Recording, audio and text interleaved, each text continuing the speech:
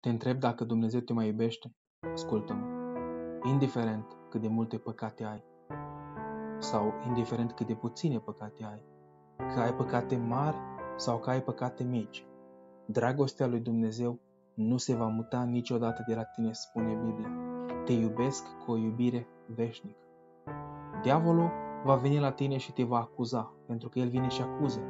Duhul lui Dumnezeu te va convinge dacă ai greșit, diavolul în schimb te acuză.